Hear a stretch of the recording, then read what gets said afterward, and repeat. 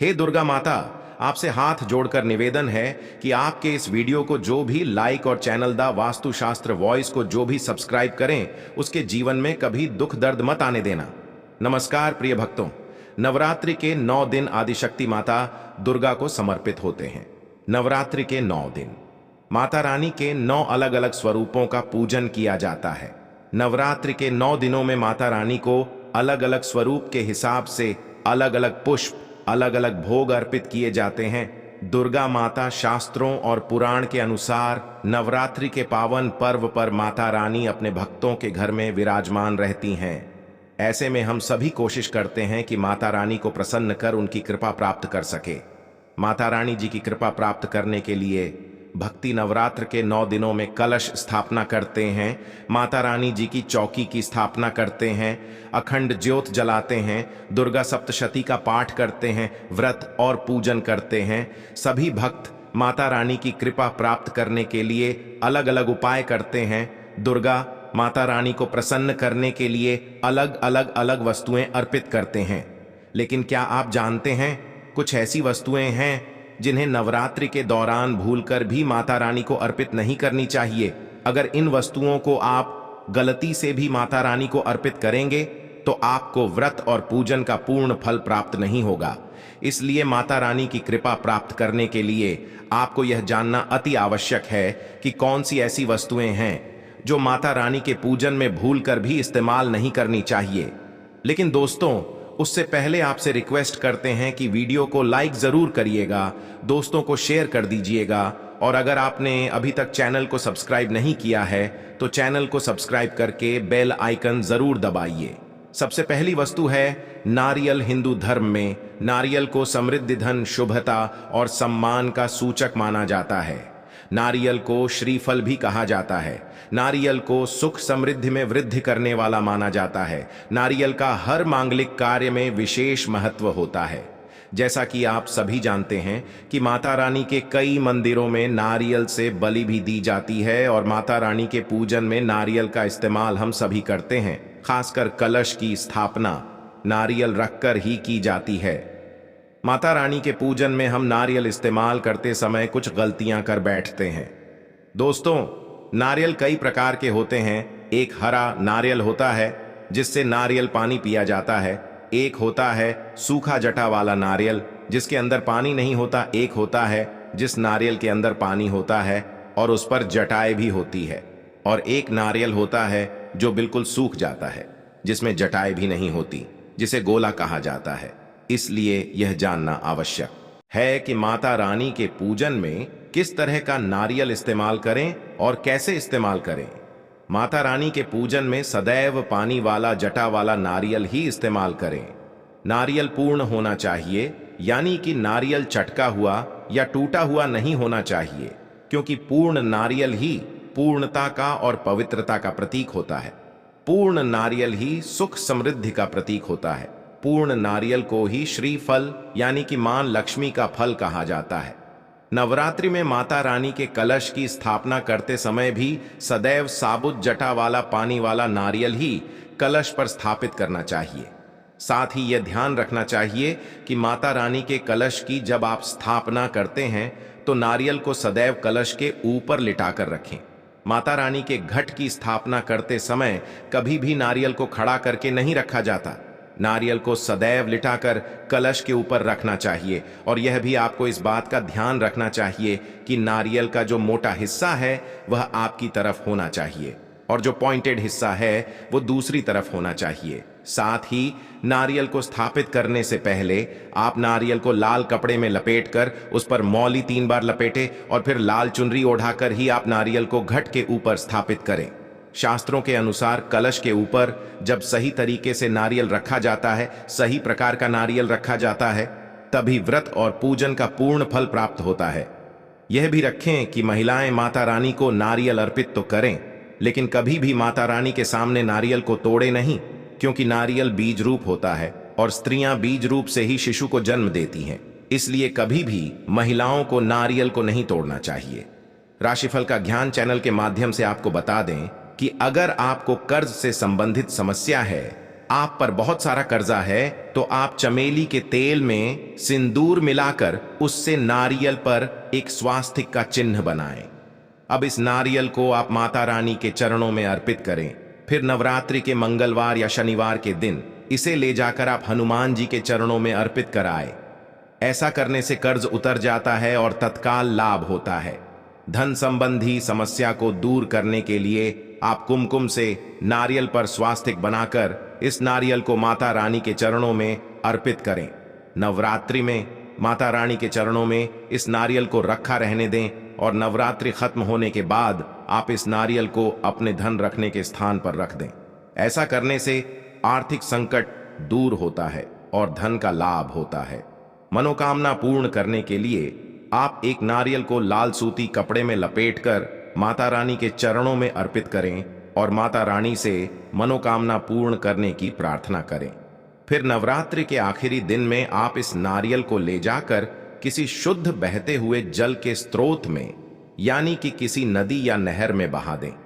ऐसा करने से माता रानी की कृपा से मनोकामना जल्द ही पूर्ण हो जाती है। नारियल के बाद दूसरी वस्तु है लौंग। लौंग का हम सभी माता रानी के पूजन में इस्तेमाल करते हैं, लेकिन लौंग का इस्तेमाल करते समय हम एक बहुत बड़ी गलती कर बैठते हैं। हमेशा ध्यान रखना चाहिए कि माता रानी को सदैव फूल वाली लौंग ही अर्पित करें। जिस लौंग के ऊपर फूल नहीं हो या फिर जिस लौंग के पीछे लकड़ी की डंडी लगी हो, उसका आप माता रानी के पूजन में भूलकर भी इस्तेमाल ना करें। फूल वाले लौंग को ही पूर्ण माना जाता है और माता रानी के पूजन में कोई भी अपूर्ण वस्तु, कोई भी खराब वस्तु इस्तेमाल नहीं करनी चाहिए। इसलिए सदैव माता रानी के पूजन में फूल वाली लौंग का ही इस्तेमाल करें। नवरात्रि के दौरान अगर आप नवदुर्गा मां जी को अलग अलग दिन के हिसाब से भोग नहीं लगा सकते तो आप रोजाना एक पान का पत्ता और 2 साबुत फूल वाली लौंग माता रानी को अवश्य अर्पित करें। ऐसा करने से नवदुर्गा मां की कृपा प्राप्त होती है।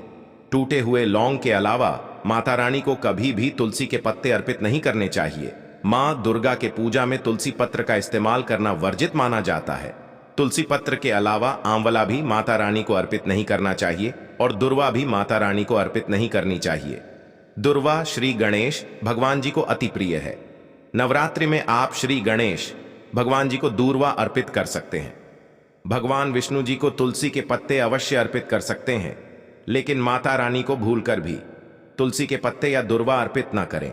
मंदार या आग के फूल भी आप माता रानी को अर्पित ना करें। माता रानी को सदैव लाल रंग के फूल अर्पित करने चाहिए।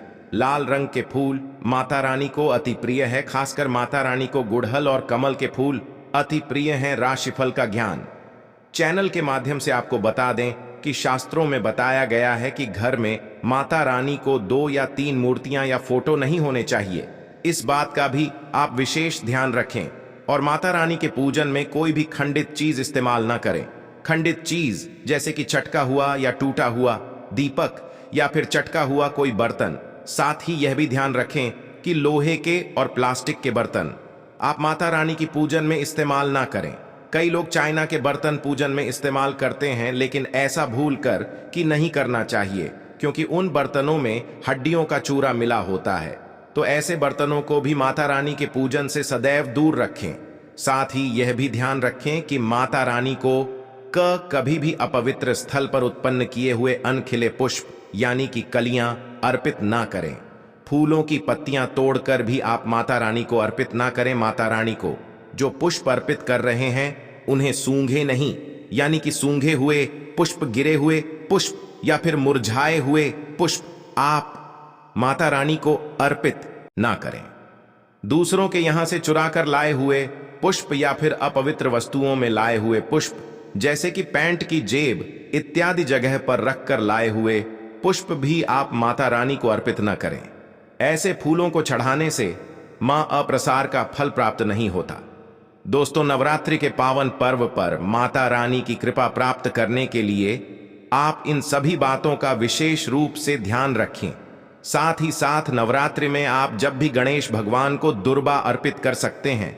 भगवान विष्णु जी को तुलसी के पत्ते अवश्य अर्पित कर सकते हैं, लेकिन माता रानी को भूलकर भी तुलसी के पत्ते या दूर्वा अर्पित ना करें। माता रानी को सफेद फूल भी अर्पित ना करें। माता रानी को सदैव लाल रंग के फूल अर्पित करने चाहिए। लाल रंग के फूल माता रानी को अति प्रिय है, खासकर माता को गुड़हल और कमल के फूल अति प्रिय हैं। शास्त्रों में बताया जाता है कि घर में माता रानी की 2 या 3 मूर्तियां या फोटो नहीं होने चाहिए। इस बात का भी आप विशेष ध्यान रखें कि माता रानी के पूजन में कोई भी खंडित चीज इस्तेमाल ना करें, जैसे कि चटका हुआ या टूटा हुआ दीपक या फिर चटका हुआ कोई बर्तन। साथ ही यह भी ध्यान रहे कि लोहे की और प्लास्टिक के बर्तन आप माता रानी के पूजन में इस्तेमाल ना करें, क्योंकि प्लास्टिक के चाइनीज बर्तन हड्डियों के पाउडर से मिलकर बनते हैं। ऐसा ना करें, ऐसे बर्तनों को माता रानी के पूजन से सदैव दूर रखें। माता रानी को जो पुष्प अर्पित कर रहे हैं उन्हें सूंघे नहीं सूंघे हुए फूल या गिरे हुए फूल या फिर मुरझाए हुए फूल माता को अर्पित न करें। साथ ही साथ दोस्तों, व्रत रखने वालों को दाढ़ी, मूंछ और बाल नहीं कटवाने चाहिए। 9 दिनों तक नाखून नहीं काटने चाहिए। अगर अखंड ज्योति जला रहे हैं तो इन दिनों घर खाली छोड़कर नहीं जाएं। साथ ही साथ खाने में प्याज, लहसुन और नॉन वेज न खाएं। 9 दिन का व्रत रखने वालों को गंदे और बिना धुले कपड़े नहीं पहनने चाहिए। साथ ही साथ व्रत रखने वाले लोगों को बेल्ट, चप्पल, जूते, बैग जैसी चमड़े की चीजों का इस्तेमाल नहीं करना चाहिए। साथ ही साथ फलाहार एक ही जगह पर बैठकर ग्रहण करें। नवरात्रि के 9 दिन माता दुर्गा की भक्ति करने के दिन होते हैं। माता के भक्तों को इस दौरान काले रंग के कपड़ों को पहनने से बचना चाहिए। इसके अलावा कपड़ों की सिलाई करना भी इस दौरान अशुभ माना जाता है। साथ ही साथ दोस्तों, कुछ ऐसे देव वृक्ष है जिनकी अगर पूजा की जाए, आराधना की जाए, तो हमारी पूजा आराधना कभी खाली नहीं जा सकती। नवरात्रि के समय में घी का दीपक जलाया जाए, चुटकी भर सिंदूर अगर इसकी जड़ में डाला जाए तो सभी प्रकार की मनोकामना की पूर्ति होती है। लेकिन आपको प्रार्थना जरूर करनी है कि हे परिजात वृक्ष, आप देवी स्वरूप कहे जाती हैं, आप हमारी सभी प्रकार की पीड़ा को दूर करें। गृह दोष है, पितृदोष है, लक्ष्मी दोष है, इसे आप समाप्त करें। लक्ष्मी जी स्वयं आपकी बहन है। माता लक्ष्मी जी का हमारे जीवन में प्रवेश कर जाए, इस प्रकार का आप हमें आशीर्वाद प्रदान करें। इस प्रकार से आप इनसे जो है मनोकामना बोल सकते हैं, मनोरथ बोल सकते हैं। यह लक्ष्मी की बहन कही गई है क्योंकि समुद्र मंथन से यह उत्पन्न हुआ है। तो अगर आप भी जल्द धनवान बनना चाहते हैं, आपके जीवन में कोई कामना है, कोई कामना अधूरी रह गई है, तो हमने 3 वृक्ष के बारे में बताया है। इन 3 वृक्ष को नवरात्रि के समय में छूना शुरू कर सकते हैं। और अगर कोई व्यक्ति यह तीनों वृक्ष को छू लेते हैं, ध्यान से सुनिए, अगर तीनों वृक्ष को छू लेते हैं तो ऐसे व्यक्ति के कार्य सफल होने से, ऐसे व्यक्ति की मनोकामना पूर्ण होने से दुनिया की कोई भी शक्ति नहीं रोक पाएगी। मनोकामना पूर्ति करने के लिए, कार्य में प्रगति प्राप्त करने के लिए, अपनी किस्मत को चमकाने के लिए, सोए हुए भाग्य को जागृत करने के लिए नवरात्रि में यह उपाय जरूर करिएगा दोस्तों। यह उपाय सोने पर सुहागा होगा दोस्तों। यह उपाय करने के बाद आप अपने जीवन में देखेंगे, अब जिस भी काम को शुरू करेंगे उसे काम में आपको सफलता मिलेगी। आपके सभी दुख, दर्द, कष्ट दूर हो जाएंगे।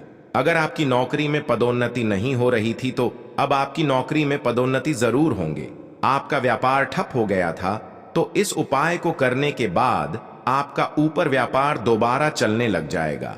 दोस्तों, इस वीडियो में बस इतना ही। मिलते हैं अगले वीडियो में। तब तक के लिए आपसे एक रिक्वेस्ट करते हैं कि इस वीडियो को शेयर जरूर कीजिएगा ताकि और लोग भी इस जानकारी का फायदा उठा पाए। और कमेंट बॉक्स में जय मां दुर्गा जी और जय लक्ष्मी माता जी, जय मां दुर्गा जी अवश्य लिखिएगा। धन्यवाद दोस्तों।